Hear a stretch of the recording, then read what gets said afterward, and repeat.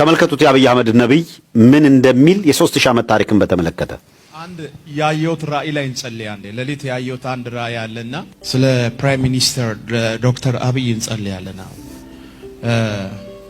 ሰው የለውም ብቻውን ያለ ሰው ሞት የተደገሰለት ሰው ነው። ለሊት ላይ ሊያወራ የሚፈልግ ሰው እንኳን እንደሌለው ጌታ ተናገረ።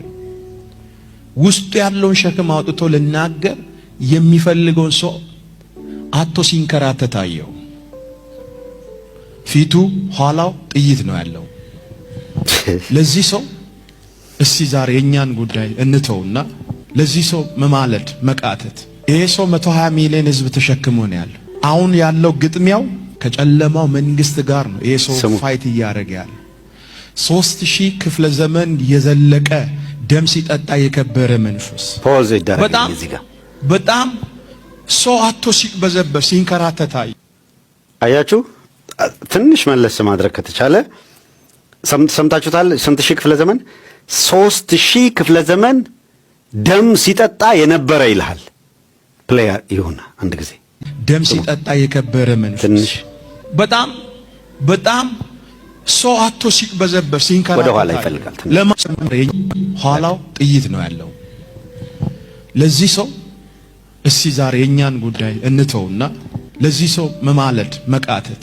ይሄ ሰው 120 ሚሊዮን ህዝብ ተሸክሞ ነው ያለው። አሁን ያለው ግጥሚያው ከጨለማው መንግስት ጋር ነው። ይሄ ሰው ፋይት እያደረገ ያለ አሁን ስሙ 3000 ክፍለ ዘመን የዘለቀ ደም ሲጠጣ የከበረ መንፈስ በጣም አያችሁት። አሁን ውጊያው ገባችሁ ከማጋ እንደሆነ።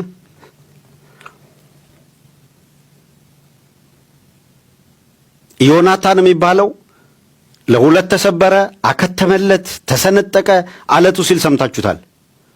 አሁን የኢትዮጵያን 3000 ዘመን ተቀበሉ። ለኢትዮጵያ አይደለንም ከሚለው ወደ የት መጡ? የ3000 ዘመን ታሪክ አለ። 3000 ዘመን ግን ደም ሲጠጣ የነበረ መንፈስ አለ። አሁን ታያለህ። ለምን የኢትዮጵያ ኦርቶዶክስ ተዋሕዶ ቤተክርስቲያን በጧፍ እንደ ጧፍ እንደምትነድ ታውቃለህ? ለምን ትግራይ ላይ አሁን ሌላ ጦርነት ሊለኮስ እንደተፈለገ ታውቃለህ? ህወሓትን እርሳው። እኔ ከህወሓት አንጻርና ህወሓት ከሚከተለው ፖለቲካ አንጻር አይደለም ማነሳለህ። አማራው ላይ ያልተቋረጠ ጦርነት የሚካሄድበት ምክንያት ካልገባህ ደብዙ እነዚህ እቅዶች የሚሳኩበት ነው። ካህናት በመድፍ ከቅዳሴ ሲወጡ ተመቱ ሲባል የ3000 ዓመት አየው ደም ሲጠጣ የነበረ የሚል ድምዳሜ ተይዟል። ብርሃኑ ጁላ በዚህ ያምናል። ይልማ መርዳሳ በዚህ ያምናል። አብይ አህመድ በዚህ ያምናል። ሽመልስ አብዲሳ በዚህ ያምናል። አዳነች አቤቤ በዚህ ታምናለች።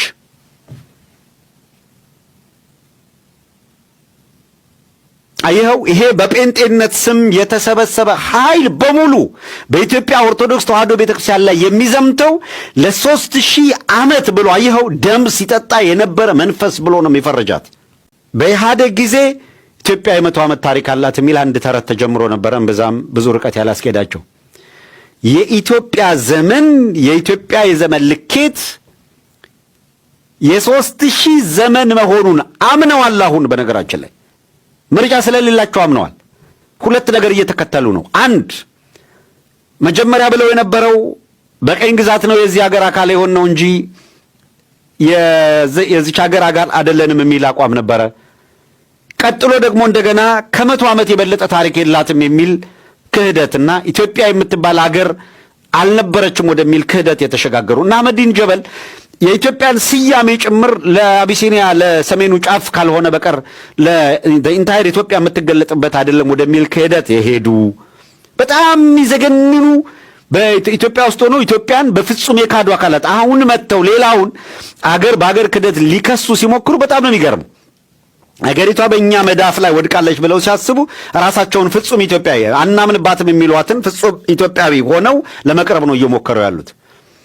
ቁም ነገሩ የሰበሩን ቦታ ሰብረን ምናምን በሚል መፈክር አዲስ አበባ ላይ ፉከራ እስካሰሙበት ጊዜ ድረስ የ3000 ዘመን ወይም የ4500 ዘመን ታሪክ ያላት ኢትዮጵያ የሚለውን ዲና እያደረጉ ነበሩ። አሁን ያንን አምነው ተቀብለው ነገር ግን ያ የ3000 ዘመን የ4000 ዘመን በሙሉ የኢትዮጵያን ታሪክ የርግማን አድርገው እነሱ አሁን ይውላችሁ የ3000 4000ን ያርግማን ነበረ አሁን እናጸደዋለን ብለው የ3000 ዓመት የኢትዮጵያ ታሪክ እንደ ርኩሰት ተቆጥሮ ማጠብ ነው የፈለጉት። ይሄን ነው ያደረጉ ያሉት። ስለዚህ ኢትዮጵያን ጦርነት ሲያካሂዱ፣ ቅርስ ሲያወድሙ፣ አንፈልገውም የሚሉትን የማህበረሰብ ክፍል ሲያጠፉ ከዚህ መነሻ ሂሳብ ነው። የሚያስቆጨን ይሄ ነው። በነገራችን ላይ አንድ ወያኔ የሚል ስም ላይ የተለጠፈ ሰው ይሄንን የትግሉን ዴብዝና ጠርዝ ስለማያየው ምን እየተከራከርን እንደሆነ ሊገባው አይችልም።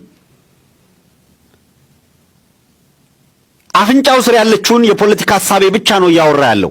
እነሱ በጥልቀት ሌላ ቦታ እንደሄዱ ስንረዳ ምንም እንኳን ይሄ ወያኔ የምንለው ግሩፕ በ1960ዎቹ ይዞት የመጣው አሽከላ የሆነ ምንድነው የተራና ለኢትዮጵያ የማይመጥን የፖለቲካ ስርዓት ኢትዮጵያን ዋጋ እንዳስከፈላት፣ የኢትዮጵያን ሕዝብ ዋጋ እንዳስከፈለ፣ የትግራይን ሕዝብ ዋጋ እንዳስከፈለ፣ የአማራን ሕዝብ ዋጋ እንዳስከፈለ፣ በተለይ ሰሜናውያንን ዋጋ እንዳስከፈለ ጠንቅቀን ብናውቅም እንኳን ቅሉ አሁን ያን ጊዜ ይዘው የመጡት ነገር ለምን አመጡት፣ ለምን አደረጉ፣ ይሄንን አደረጉ የሚል ክርክር ልናደርግበት የምንችልበት ሁኔታ ላይ አይደለንም ያለ ነው። ያ ቡድን የኢትዮጵያን 3000-4000 ዓመት ታሪክ ምንም እንኳን ቢክድና በተለያየ መልኩ ከዛ ታሪክ ጋር ሲጋጭ ኖረ ቢሆንም እያንዳንዱን የታሪክ አንጓ ተከታትሎ ከኢትዮጵያ ምልክትነት ለመፋቅና ለማፍረስ ሲሰራ ነበረ ማለት ግን አይቻልም። የኢትዮጵያን ስሪት ዘመናዊት ኢትዮጵያ ወይም እነሱ ከመጡበት ጊዜ ጀምሮ የሚሰፈር የታሪክ አንጓ ነው ያላት ብለው ቢሉም እንኳን ወደ ኋላ ተመልሰው ሌላውን መካድ ስላልቻሉ ኋላ የመጀመሪያ ስህተታቸው እየተረዱ በሄዱ ቁጥር የኢትዮጵያ ሚሊኒየም ብለው ለማክበር ተመልከት። የ100 ዓመት ነው ታሪክ ነው ያላት የ100 ዓመት ታሪክ ያላት አገር ናት እና በሚኒሊክ ዘመን ተሰራች ያሏትን አገር 2000 የኢትዮጵያ ሚሊኒየም ብለው ኑ ዲያስፖራው ዓለም አቀፍ ማህበረሰቡ ብለው ጠርተው መለስ ዜናዊ እኮ ነጭ ልብስ ለብሶ ሚሊኒየም አዳራሽ እስክስታ መጣቁ። እነ መሐመድ ወርዲ መተው ሱዳንኛውን ሲዘፍኑት ሲዘለል እኮ ነበር የነበረው። የኢትዮጵያ ሚሊኒየም ወደዚህ ምን የኢትዮጵያ 2000 ዓመት ማለት ነው አይደለም 2000 ዓመት ኢትዮጵያ ሞላት፣ ሚሊኒየም ተከበረ ተባለ። 100 ዓመት የምትለዋ ነገር እንደማያዋጣቸው ተረድተዋል። ይሄም ሆኖ አክሱም ጽዮንን እናፍርሳት አላሉም። ጣና ቂርቆስን እናፍርሰው አላሉም። ፕሮሞት አላረጉትም። ኦፍኮርስ ፕሮሞት አለማድረግና ለማፍረስ መነሳት ግን የተለያዩ ናቸው። አሁን የልዩነቱን ያለፈው ስርዓትና ይሄ ስርዓት መካከል ያለውን በጣም አደገኛ ነገር መረዳት የሚፈልግ አካል ያለፈው ስርዓት ከታሪክ ጋር ከትርክቱ ጋር የተጣላ ቢሆንም እንኳን ያንን ፕሮሞት ላለማድረግ ወሰነ እንጂ ያንን ከመሰረቱ ለማጥፋት አልተነሳም። ማሳያ መጥቀስ እችላለሁ። በኢህአዴግ ዘመን የአድዋ በዓል በሚገባው ልክ እንዳይከበር አደረጉ። እነሱም አይሳተፉበትም እንጂ የአድዋ በዓል ፈጽሞ እንዲቀር አልጠሩም። በኢህአዴግ ዘመን የራስ መኮንንን ታሪክ ለማጥላላት ሞክረዋል ብለን ልንከሳቸው ካልሆነ በቀር የራስ መኮንንን ሐውልት ገንብለው ጥለው በሌላ ለመተካት አልተራወጡ። የአፄ ምኒልክ ሐውልት አግባብ ባለው ክብር አልተያዘም ካልሆነ በቀር ካላፈረስ ነው የሚል ዛቻና ምናምን ፉከራ አልነበረም።